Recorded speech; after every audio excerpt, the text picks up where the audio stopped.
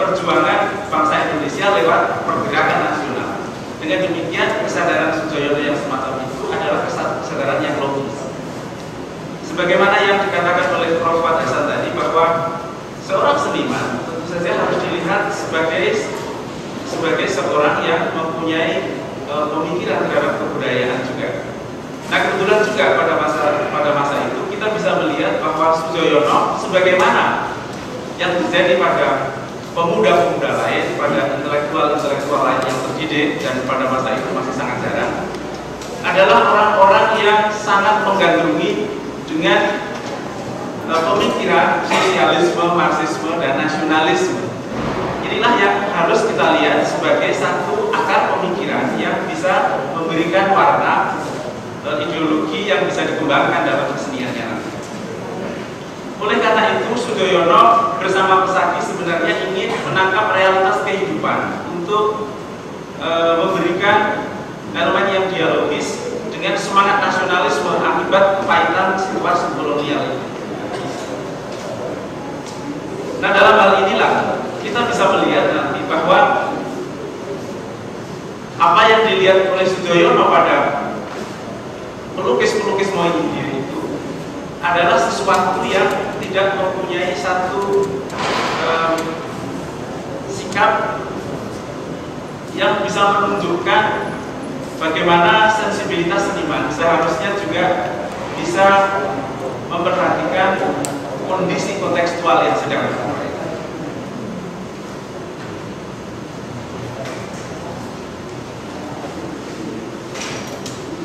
Juga tadi dikatakan oleh Prof. Wat bahwa seorang seniman tentu saja jangan dilihat hanya bagaimana keterampilan dia dalam melaksanakan upayanya mewujudkan ide-ide itu. Kalau dalam hal ini tentu saja dalam melukis. Oleh karena itu, Soejoyono bersama dengan anggota Pesagi lainnya mempunyai sikap untuk menolak teknik akademis yang selama itu dilihat pada pelukis-pelukis Mohyindir sebagai alat untuk merepresentasikan suatu jiwa romantisisme yang dari perspektif Soejoyono dan para nasionalis lainnya itu adalah sesuatu yang tidak etis. Dengan demikian, Soejoyono melihat bahwa teknik akademik merupakan identik dengan implementasi ide-ide untuk membekukan suatu keindahan-keindahan yang dalam tanda petik tidak etis atau tidak kontekstual. Saudara-saudara sekalian, tentu saja ada cerita lagi bahwa dalam perjuangan yang demikian, Soejoyono bisa dilihat sebagai satu motor penggerak. Karena apa yang telah saya kemukakan ini, kita bisa lihat dari berbagai tulisan Soejoyono yang ada di berbagai media pada waktu itu, seperti di koran Pemandangan, seperti juga di Kebudayaan dan Masyarakat, serta kemudian juga di koran Revolusioner.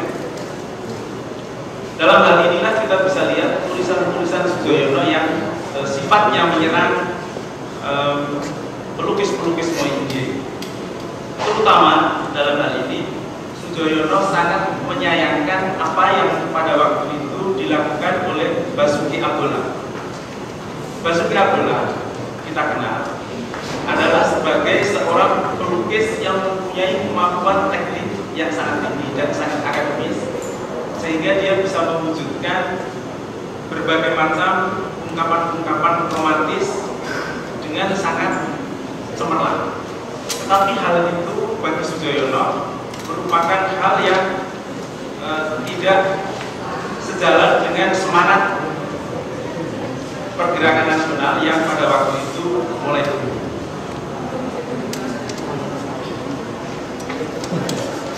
Nah, saudara-saudara sekalian, dari usahanya yang bisa kita lihat yang bisa kita lihat, sebenarnya ada tonggak penting di mana Persagi bersama Sudoyono akhirnya bisa memamerkan karya-karya Persagi itu di Batavia Second Screen. Tetapi dari sejarah yang harus kita bisa lihat dengan evidensi yang kritis, ada hal yang di sini sangat jarang dikemukakan atau mungkin belum pernah dikemukakan, bahwa keberhasilan Persagi bisa masuk ke second screen itu, yang pertama adalah ketika second screen sudah mulai bisa menilai bahwa Persagi telah bisa memamerkan karyanya dengan baik di Call and Go sebelumnya. Itu yang pertama. Yang kedua, sebagai satu fakta yang sangat jarang diungkapkan adalah pada tahun 41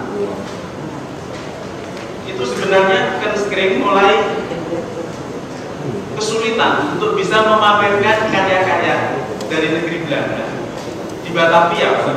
Kita bisa melihat ada latar kondisi sosial yang pada waktu itu telah mulai memanas. Kemudian di samping itu lukisan-lukisan dari Renyol itu juga mulai sulit untuk dikirimkan ke Indonesia, sehingga pameran-pameran yang sudah pernah diselenggarakan di Batavia kemudian di Bandung dan di Surabaya itu tidak bisa diulangi lagi untuk dilakukan. Nah, dalam hal inilah ini merupakan fakta kedua yang harus bisa kita lihat, sehingga lukisan-lukisan Persagi itu kemudian bisa dipamerkan di Batavia Second Screen. Yang lain adalah jarang juga disampaikan di publik seni rupa Indonesia bahwa pameran Persagi di Batavia Second Screen itu sebenarnya karya-karyanya masih banyak yang masih mengandung paham romantisis. Bisa saya bacakan sebentar saja bahwa karya pemandangan es tutur, maaf, ini karena waktunya sangat pendek, jadi saya tidak bisa enjoy bisa menyampaikan.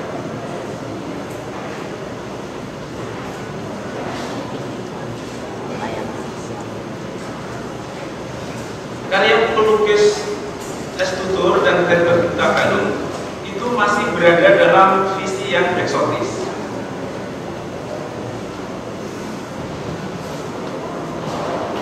Kemudian sebuah karya Sumitro tidak bisa dipamerkan karena dianggap meniru karya Adolf yang pada tahun sebelumnya dipakai oleh Call and Go untuk membuat kalender misalnya. Kemudian karya Sukirno dan Emilia Sunarsa juga tidak bisa lolos seleksi karena dianggap meniru karya Van Gogh. Kemudian pada waktu itu Agus Jaya bisa memasukkan 30 karyanya, tetapi 30 karyanya itu dengan gaya yang berbeda-beda.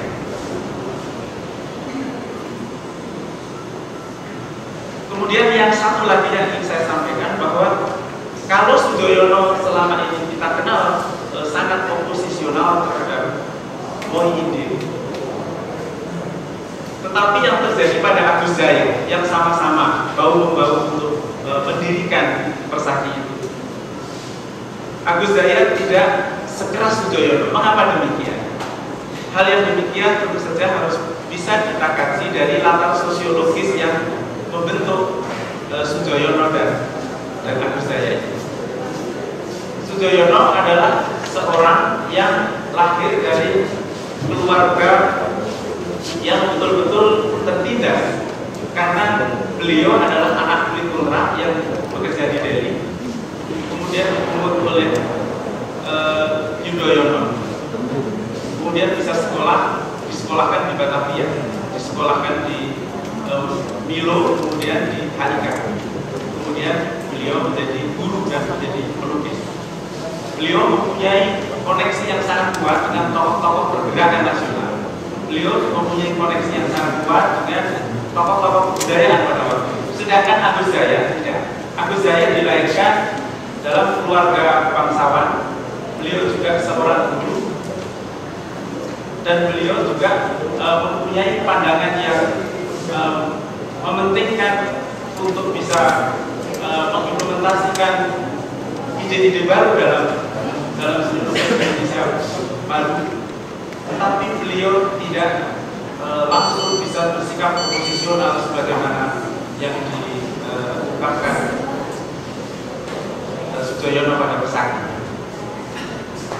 Saya mohon maaf, saya tidak bisa lebih elaboratif lagi dalam menyampaikan berbagai macam informasi ini. Tapi tentu saja kita masih ada kesempatan untuk bisa melakukan satu diskusi nanti.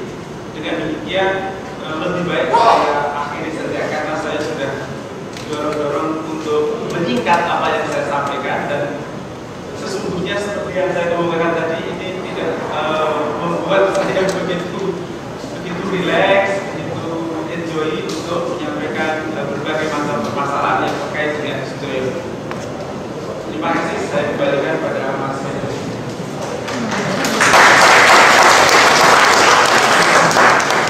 Iya, memang begitu, nanti malah disalah-salahin lagi. Sebelum kita mulai lagi, kita lanjutkan ke Bapak James Pangan. Saya mulai melihat Bambang Pujono supaya duduk di depan sini sebagai pertanggung jawab. Ya, maju sini, nggak apa-apa. Yang tua-tua ingin maju nih, gini kali. Kemudian ini membawa impact yang baik bagi semuanya. Bung Jim, silahkan, tetap sama 15 menit.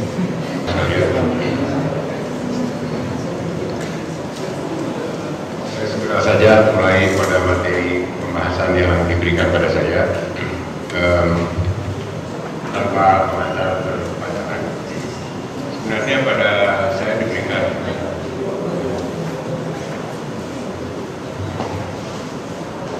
diberikan topik untuk membicarakan realisme Sujoyono, sebuah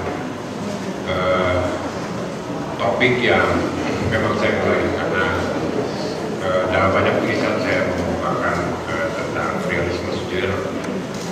Namun paper yang ada pada Anda itu tulisan yang disebutkan testimonial dalam buku itu yang saya cantumkan pada buku Sujoyono, dan di dalam hal itu tentunya saya mengangkat masalah yang paling utama pada Sujoyono dan juga sekarang sedang saya dalami, yaitu masalah keperintisan Sujoyono. Namun saya melihat dalam agenda seminar ini pada sesi sesudah sholat Jumat, Cok Aminuddin FTH Siregar akan membahas Sujoyono Bapak Seni Rupa Indonesia. Mungkin saya kira akan ada overlapping, saya bisa dibandingkan. Maka dalam paper saya ada dua hal yang saya permasalahan. Satu, keperintisan Sujoyono dalam seni rupa modern Indonesia, dan kemudian yang kedua adalah apa sebenarnya realisme Sujoyono. Supaya teratur bisa 15 menit, sebaiknya saya membaca paper saya. Seni rupa modern muncul di Indonesia pada masa kolonial yang waktu itu dikenal sebagai Hindia Belanda. Namun bagaimana seni rupa modern ini muncul dan berdasarkan pemikiran apa tidak mudah dipastikan, karena seni rupa pada masa kolonial bisa dibilang tidak ada catatan. Dunia seni rupa yang kita masukkan dengan pengertian sekarang adalah kelengkapan tiga komponen, yaitu berupa institusi-institusi seni rupa dan publik seni rupa. Dunia seni rupa itu tidak ada karena pada masa kolonial tidak ada institusi seni rupa sama sekali. Mengkaji buku berlatar Port India yang ditulis oleh Guru Saksmani tadi sudah disebutkan oleh Pak Ustadz, bisa dilihat bahwa pada masa kolonial dari abad ke-17 sampai ke abad ke-20 tidak pernah ada upaya membangun museum seni rupa dan akademi seni rupa, apalagi mengaktifkan lembaga kritik dan forum-forum pemikiran. Satu-satunya lembaga seni yang ada adalah Kunstskring, juga sudah disebutkan perkumpulan pencinta seni yang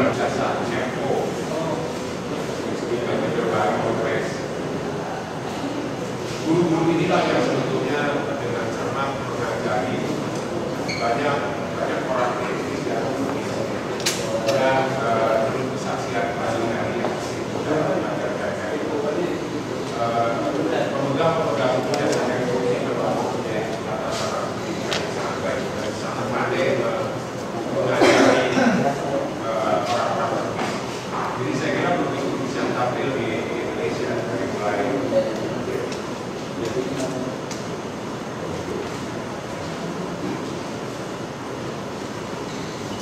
Halo. Jadi pemegang ijazah MO ini sangat cermat mengajari calon pelukis yang kemudian kita kenal hampir semua, Mokhtar Hafid, Sujoyono, bahkan Carl Carlson, sebut saja semua, Barney Kartasasmita, itu belajar dari MO dalam bentuk seperti privat les, seperti kursus-kursus semacam itu. Dan kegiatan inilah yang kemudian membuat jumlahnya lebih banyak dan kemudian melukis.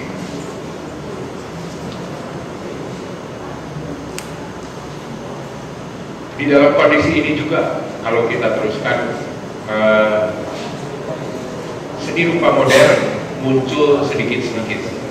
Tadi sudah disebutkan Pak Burhan dan sudah saya sebutkan juga, kecenderungan yang paling dominan adalah lukisan pemandangan alam dan relatif susah untuk dimasukkan ke dalam perkembangan seni rupa karena pada awal abad ke-20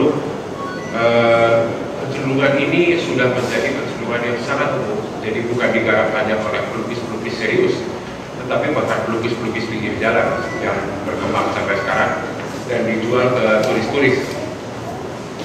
Jadi bukan lagi merupakan suatu kegiatan yang bersungguh-sungguh, tetapi di dalam kondisi yang semacam itu muncul tanda-tanda seni rupa modern. Artinya secara bersamaan di Eropa dan Amerika ketika itu muncul gerakan modern yang tampil juga melalui seni rupa. Sedikit catatan kecil dari gerakan, kalau kita bicara tentang gerakan seni rupa modern di Eropa, secara ideologis terjadi pertarungan antara ideologi kemajuan yang disebutkan ideologi modern dan ideologi sosialis. Dan di samping itu muncul pemikiran-pemikiran modern yang mempromosikan dunia yang kurang lebih terjadi seperti sekarang ini. Di tengah kondisi ketidakadaan seni rupa di Indonesia, tampil beberapa pelukis yang entah dari mana informasinya memperlihatkan tanda-tanda seni rupa modern, antara lain Jan Frank dan Piet Over, pelukis Belanda. Dan tanda-tandanya mirip-mirip dengan perkembangan gerakan di Eropa, yaitu bereaksi terhadap kecenderungan sebelumnya yang tadi sudah dikemukakan oleh Pak Burhan. Di kalangan pelukis pribumi yang saya kira diajari oleh MO itu muncul gerakan yang signifikan tentang yang memperlihatkan seni rupa modern. Pelukis-pelukis itu memang sampai sekarang saya kira para sejarawan masih mencoba mengumpulkan data-data tentang perkembangan masa-masa awal abad ke-20 ini. Tapi dari berbagai catatan bisa dilihat muncul berbagai seniman yang tadi sudah disebutkan juga oleh Suwarno, yaitu di samping Sujoyono tentunya Agus Jaya, Emilia Sunasa, Ekskultur dan sebagainya. Corak lukisan mereka pada waktu itu bisa disebutkan lukisan memperlihatkan juga beberapa reaksi terhadap perkembangan pemandangan alam yang juga disebutkan oleh Pak Burhan. Tapi yang lebih utama adalah kaitan antara seni rupa modern ini dengan gerakan modern di Indonesia yang berkaitan dengan nasionalisme. Dan ini yang kemudian membuat gerakan seni rupa modern di kalangan pribumi lebih mempunyai akar dari perupa-perupa Belanda yang menampilkan karya-karya yang menunjukkan ciri-ciri seni rupa modern.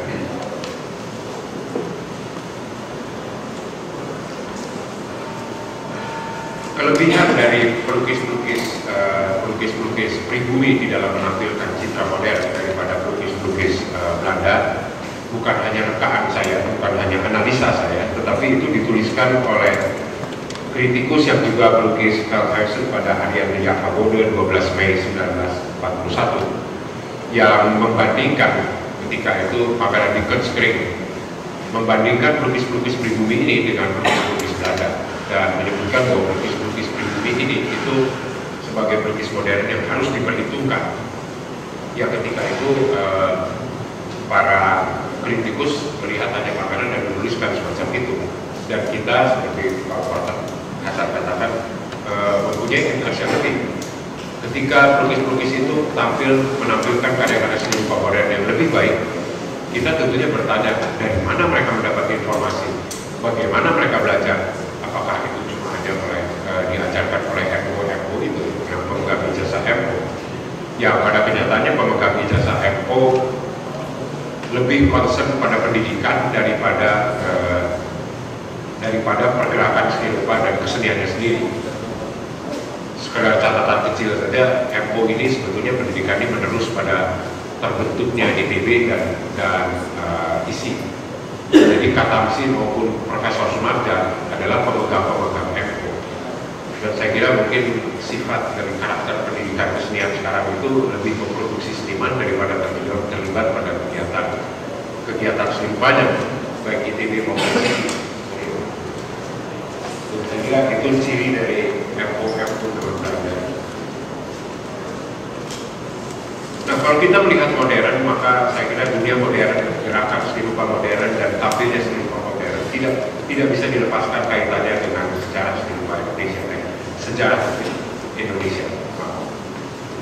Sejarawan Kartodirjo dalam buku Sejarah Gerakan Nasional dari Kolonialisme sampai Nasionalisme melihat modernisasi di Indonesia muncul bersama pembentukan lembaga-lembaga modern pada awal abad ke-20, termasuk penyelenggaraan pendidikan pribumi. Modernisasi ini menimbulkan perubahan sosial di kalangan pribumi.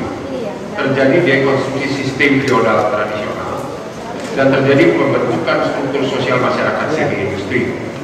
Perubahan sosial ini tidak otomatis menguntungkan pemerintah kolonial, karena pada perubahan ini muncul kesadaran tentang hak-hak sipil di kalangan pribumi yang dengan cepat berkembang ke kesadaran tentang hak-hak kemerdekaan. Bagi pemerintahan kolonial, modernisasi ini seperti membuka kotak Pandora. Kekuatan-kekuatan sosial dan kemudian tidak bisa dikendalikan lagi. Menurut Sartono, membentuk pergerakan nasional yang bersifat multidimensional. Gerakan ini mengandung aspek politik, aspek ekonomi, aspek sosial, dan aspek budaya. Pendirian Serikat Dagang Islam, penyelenggaraan kongres pendidikan modern bagi pribumi, berkembangnya kesenian modern merupakan pelembagaan nilai-nilai dan sistem-sistem yang merupakan proses transformasi dari tradisionalitas ke modernitas, khususnya di kalangan pribumi. Pada perkembangan nilai-nilai dan sistem-sistem ini selalu terlihat tegangan, selalu terlihat tegangan global, lokal, internasional, nasional yang mencerminkan ambivalensi. Berapa menit?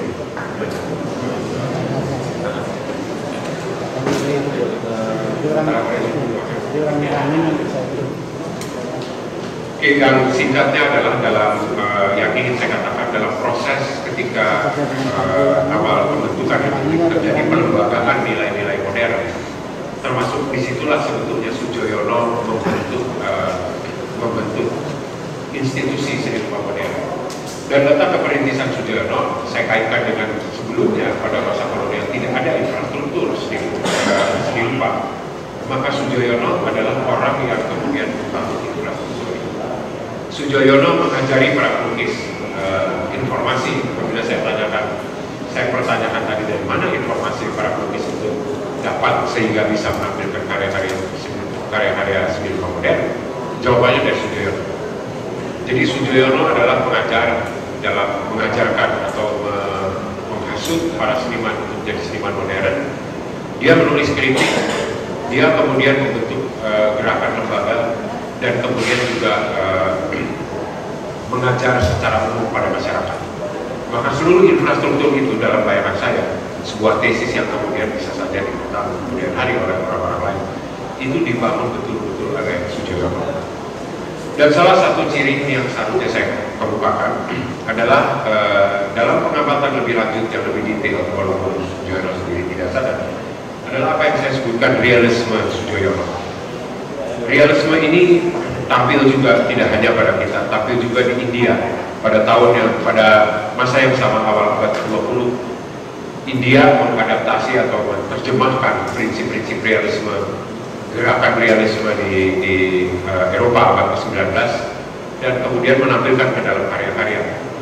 Dan di Australia pada waktu yang sama juga pengaruh gerakan dan aliran realisme ini tampil pada kelompok pelukis The Angry Penguin.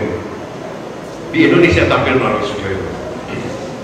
Inti mengapa realisme menarik perhatian para seniman pada awal abad ke-20 di India, di Indonesia, dan juga di Australia, karena konten pemikiran sosialistis. Realisme yang berkembang pada akhir abad ke-19 sangat dipengaruhi oleh sosialisme, dan karena itu Sujoyono tertarik pada gerakan realisme ini. Suatu hal yang luar biasa adalah saya sampai sekarang masih berpikir bagaimana dia bisa tertarik pada informasi perkembangan seni rupa yang di masa itu yang bahkan orang-orang Belanda pun tidak mempersoalkan. Dari mana dia dapat informasi?